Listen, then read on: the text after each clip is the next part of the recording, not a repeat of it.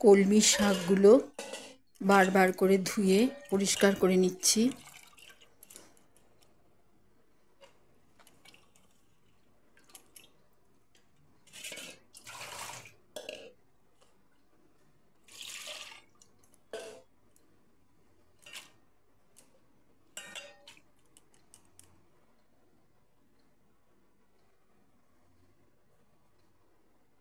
আজ প্রচণ্ড গরম, সব কিছুই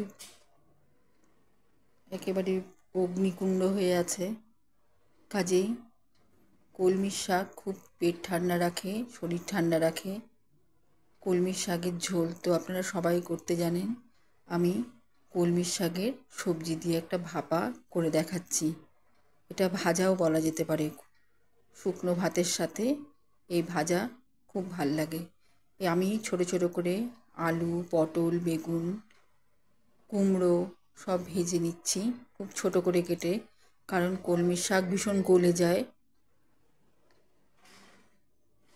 ভালো মতো ভেজে নিচ্ছি। আধা ভাজা হলে আমি এর মধ্যে বড়ি দিয়ে দিচ্ছি। এর মধ্যে আমি কোনো ফোড়ন দিব না। তরকারির নিজস্ব স্বাদেই এটা তৈরি হবে। অত্যন্ত উপকারী এটা। শুধু তরকারির জুসে আর একটু আদার ফ্লেভারে এটা তৈরি হবে। প্রথম পাতে আলু সিদ্ধ মাখার সাথে এটা খেয়ে দেখবেন। এইভাবে বড়ি দিয়েও আমি ভেজে নিলাম। পুরো রসগুলো টেনে গিয়েছে। কুমড়ো, আলু, পটল সবের থেকেই রস টেনে নিয়েছে। দিয়ে একটু ভাজা ভাজা হয়েছে। লবণ দিয়েছি, লবণ দিয়ে এবার আমি একটু নাড়াচাড়া করে নিচ্ছি।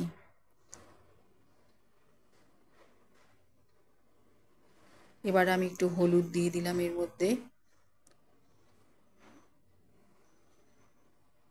দিয়েও আবার ভেজে নিচ্ছি।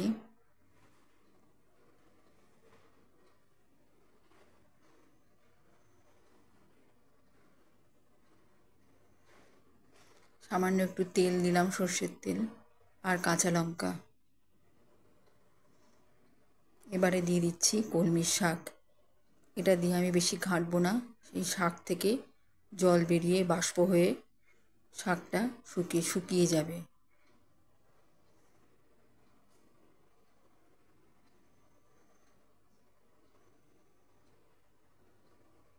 এতে আলু, পটল, বেগুনও সেদ্ধ হয়ে যাবে কলমির শাকের জলে, আর কলমির শাকটাও আস্তে আস্তে ড্রাই হয়ে যাবে। এখানে কাঁচা লঙ্কার ঝালটা আছে। শাকটায় মিষ্টি দেব না, কারণ এখানে মিষ্টি কুমড়ো ব্যবহার করেছি।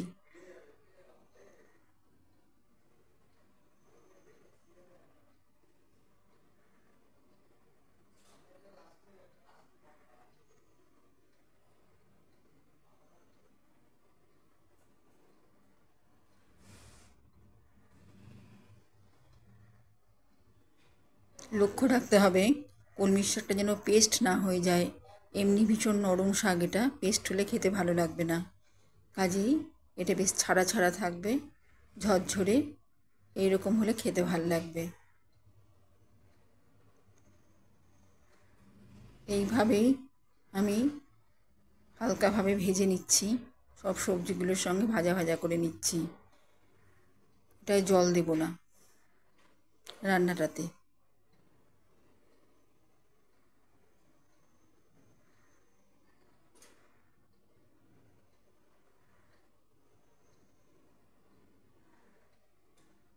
কাঁচা লঙ্কা, সর্ষের তেল দিয়ে আলু সেদ্ধ মেখে এর সাথে খাবেন। এখনই আমি দিলাম আদা ছেঁচে দিলাম, বেটেও বলতে পারেন। ছেঁচাটা একটু পেস্টের মতো হয়েছে। আর দিলাম গোটা পোস্ত। এইটাই হলো এই শাকটায় ফ্লেভার ধরে রাখবে। পোস্তর স্বাদ আছে একটা, পোস্তটা হালকাভাবে ভাজা ভাজা হবে। আর আদার ফ্লেভারে কাঁচা লঙ্কা, মিষ্টি কুমড়ো থেকে মিষ্টি, নুন সব দিয়েই এই গরমকালে উপাদেয় একটি প্রথম পাতে খাওয়ার একটি রান্না। আমরা তো এক ভাব শুক্তো খাচ্ছি, তেতো নানা রকমভাবে খাচ্ছি। এটাও ভীষণ শরীর ঠান্ডা করে।